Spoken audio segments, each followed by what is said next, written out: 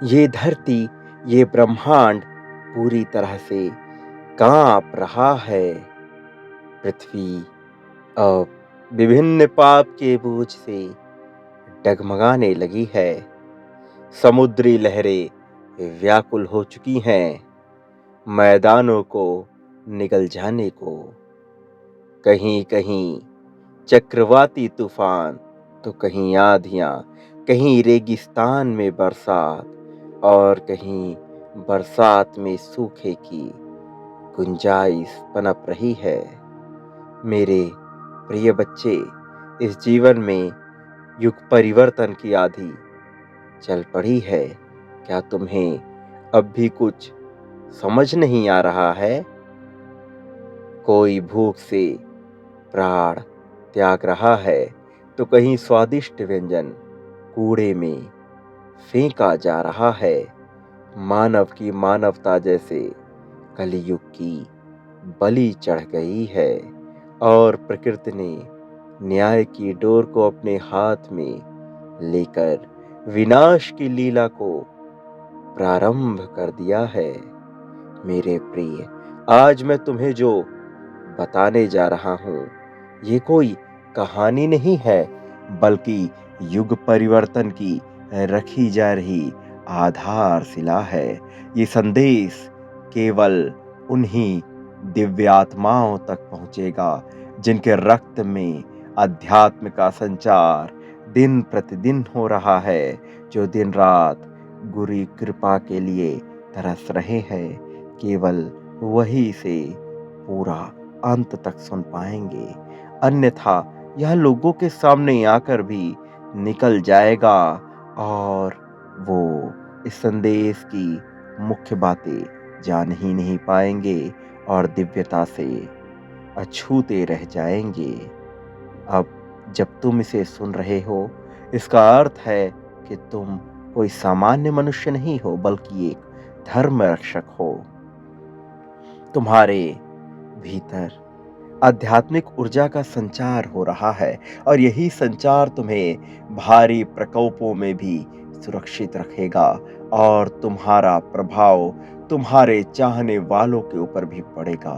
यही वो समय है जब युग परिवर्तन की नींव रखी जा रही है, जो इस वर्ष एक विशाल चट्टान का रूप धारण करने वाली है और आगे चल के ये चट्टान एक पर्वत बन जाएगा और प्रकृति स्वयं विनाशकारी रूप धारण कर चौतरफा अपनी विनाश की लीला प्रारंभ कर देगी। इसका अर्थ है कि चारों दिशाओं में एक ही साथ विनाश पनपने लगेगा। कहीं समुद्री लहरों में दुनिया जलमग्न होगी, तो कहीं बादल फटने से पानी की बौछार एक पूरे शहर को डुबा देगी। कहीं भूकंप से शमशान बनते जाएंगे, तो कहीं युद्ध से तबाह होते नगर सामने आएंगे। यह सब कुछ एक ही साथ इस प्रकार रच दिया जाएगा कि किसी को कुछ भी समझ नहीं आएगा। आज धरती पाप से दबी जा रही है और अब वो डोलने लगी है। इसका आभास तुम्हें जरूर हुआ होगा। मेरे प्रिय, ये तूफान मनुष्यों के जीवन में, मनुष्यों के भीतर, उनके आंतरिक संबंधों में भी खलल डालने का कार्य करेगा। मेरे प्रिय बच्चे, ये तूफान केवल भौतिक नहीं है, बल्कि भौतिक जगत से अलग पारलौकिक भी होगा। ये मनुष्य के समूचे विवेक का नाश करने में सक्षम है।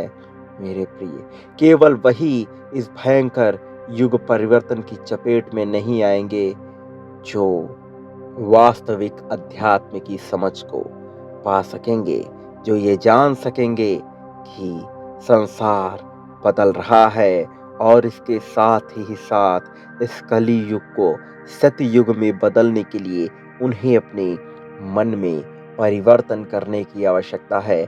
मेरे प्रिय, क्या तुम देख नहीं पा रहे कि लोगों के मन में अहंकार किस प्रकार से घर कर गया है? छोटी से छोटी बातों को लोग अपने दिलों पर लगाकर क्या कुछ नहीं कर जा रहे हैं? कहीं किसी के पास अत्यधिक धन होने के बावजूद भी निराशा छाई हुई है, तो किसी के पास धन ना होने की कुंठा मन में पनपती जा रही है। लेकिन अब पापियों को और मौका नहीं दिया जाएगा। अधर्म का खिलवाड़ बनाने वाले अब खुद ही प्रकृति का आहार बनेंगे और ये बहुत कष्टदायक होगा। मानव के साथ पशुओं जैसा व्यवहार करने वाले स्वयं पशुओं के ही हाथों मारे जाएंगे। आज कोई कितना ही धन, ज्ञान या सम्मान का अहंकार क्यों ना कर ले, वह संपूर्ण सृष्टि का धन देकर भी एक पल का भी जीवन खरीद ना सकेगा, क्योंकि काल के लिए कोई छोटा या फिर कोई बड़ा नहीं है। मेरे प्रिय, जो सोया हुआ है उसे जगाया जा सकता है, लेकिन जो सोने का नाटक कर रहा हो उसे कभी भी उठाया नहीं जा सकता। इसी प्रकार से बहुत से ऐसे लोग हैं जो केवल आध्यात्मिक जगत को त्याग कर सोने का नाटक कर रहे हैं। मेरे प्रिय, तुम्हें उनमें से नहीं बनना है। तुम्हारा यह आध्यात्मिक रूप तुम्हारे परिवार वालों को, तुम्हारे चाहने वालों को भी बचाएगा। उन लोगों को भी बचाएगा जो अध्यात्म से काफ़ी दूर है, लेकिन केवल तुमसे जुड़े हुए हैं। यही उनका भाग्य है। इसे अभी ना तुम समझ पा रहे हो, ना वो समझ पा रहे हैं, लेकिन आने वाला समय सबको सब कुछ धीरे-धीरे समझा देगा। मेरे प्रिय, मैं देख रहा हूँ कि लोग अंधकार की कोख में जा रहे हैं और प्रकाश की तरफ कोई भी बढ़ना ही नहीं चाहता। यदि कोई एक सभी की गति से विपरीत चलकर उस प्रकाश के मार्ग को ढूंढना भी चाहता है, तो लोग उसे खींचकर, पटककर या मारकर अंधकार में वापस ले ही आते हैं, क्योंकि इस अंधकार का राजा है कलयुग, जो एक भी व्यक्ति को अपने हाथ से निकलते हुए नहीं देख सकता है। मेरे प्रिय, यह युग मनुष्य के विवेक के आधार पर तय होता है।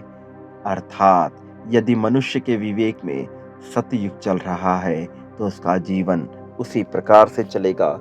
लेकिन यदि मनुष्य के मन में छल, कपट, ईर्ष्या, द्वेष और अहंकार है, तो उसके जीवन में कलयुग स्वतः ही प्रारंभ हो जाएगा।